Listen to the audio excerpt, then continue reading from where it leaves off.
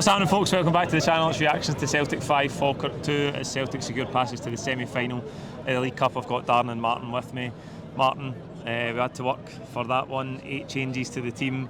We needed the big guns off the bench, but we got there in the end. I thought it was a big risk to make that number of changes, and I think the only 3 that stayed in was the captain, who always plays, and the keeper, as you would expect. And although maybe could have tried another keeper, but the keeper's in such good form, and Hatate. I think mixed emotions on that decision. Excited to see some of the players get a chance, but a little bit nervousness around Falkirk. They're in great form. They're a brilliant cup team. Dan and I were talking about earlier on. Over the years, I remember being a wee boy in Falkirk. Being a thorn in Celtic side in cup games fairly regularly. In recent years, have done well as well. So, but you're at home and you're expecting, you're still going to get through that tie. But it really was a game of 2 halves. I thought that early goal, it was really early, 11 minutes. So you're thinking, no big deal. Done Brown to get back in the game, and then just the timing of the second goal was a sucker punch just before half time. So I felt a tiny bit nervous at half time, but I still thought, well, we've got strength on the bench, and expected a reaction when the second half gets 15 minutes in, I think it was, and you're thinking, oh no, when's this goal coming? But what a finish to the game, what a last 30 minutes. Really good. Darren, obviously 8 changes to the team. I think a back four that's never played together, full debuts for the likes of Trusty, Valle at left back.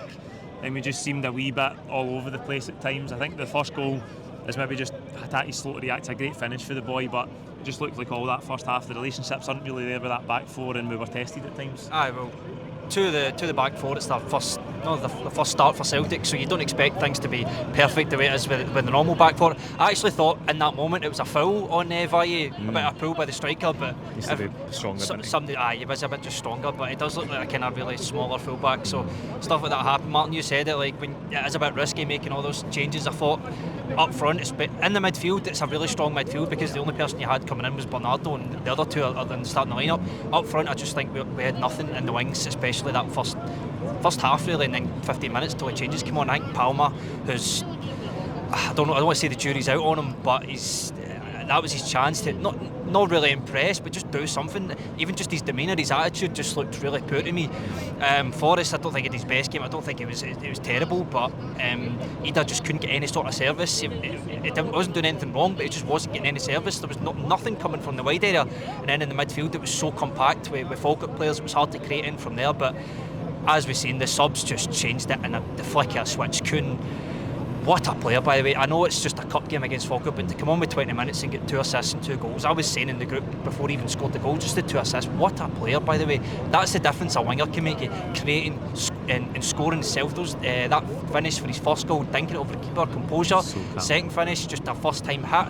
Brilliant, man, what a player. And we gave him stick last season when he came in. He's settled every game now. We're seeming to compliment him. During the week there, he was fantastic. Champions League. He's turning into a really consistent winger for us, and it's what we've really lacked for a lot of last season because with his injuries and stuff. Guys like Yang were coming in the team. He came on today, didn't really make too much an impact. But when you take Maeda out of the team, you're losing a lot of that pace and that attitude and that work rate in the wing, and then when you bring Kuhn on, you see it straight away, and to get 4 goals in 20 minutes really just shows the impact he made.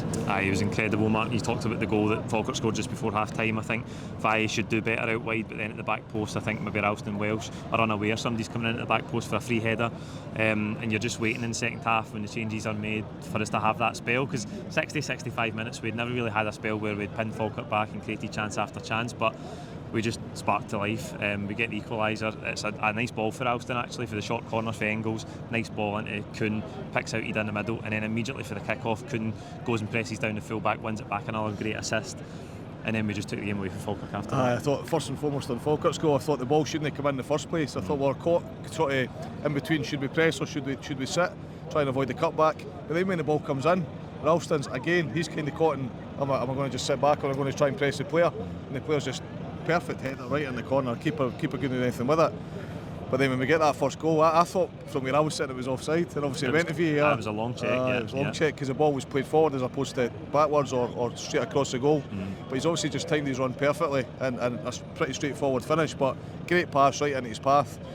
And then it was just a real sort of, even though that only made it 2 all way, the crowd got a big lift. Ida got a big lift, as Darren said earlier. He started to sense that the service was going to come.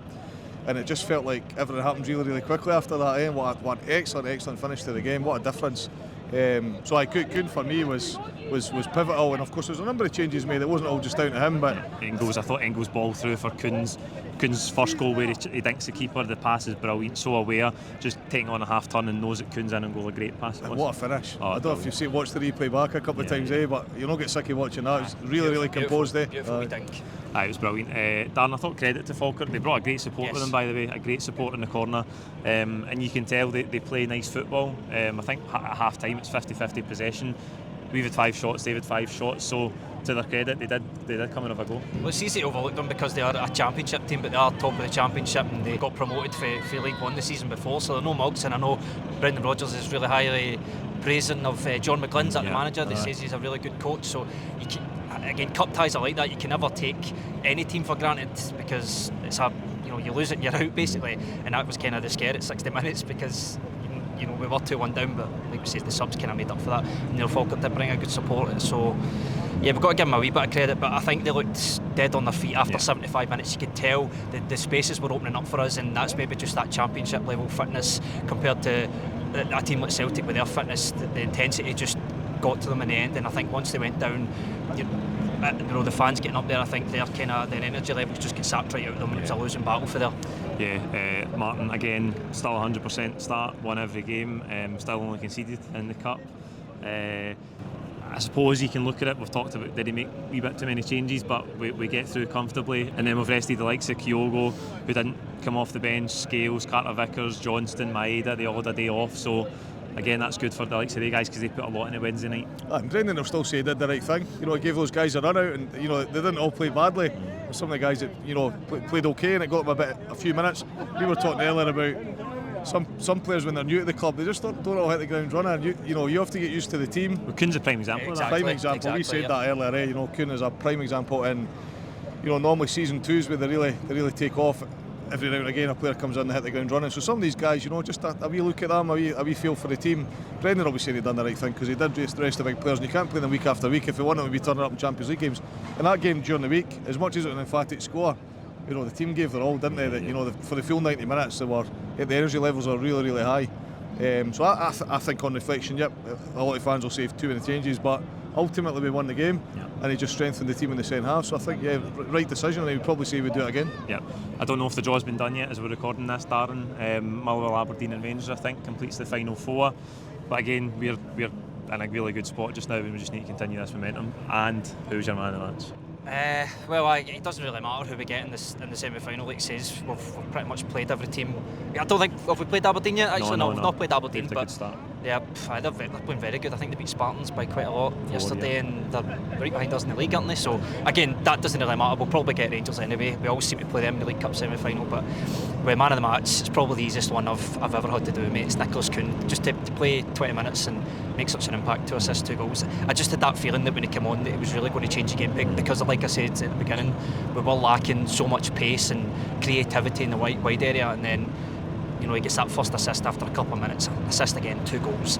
Easiest choice I've ever had to make, mate. Yeah, light work for 20 minutes, Martin. Is it Kuhn for you? I definitely could. Into the draw, I'm keen on Rangers. I always prefer Rangers in the semi rather than the final. Just you can relax a wee bit more in the final, enjoy it. I mean, every final's difficult, and the semi-final will be a difficult game, but I'd much prefer Rangers. I'm really hoping for them, but I couldn't by a mile today. I mean, what a performance, what a player.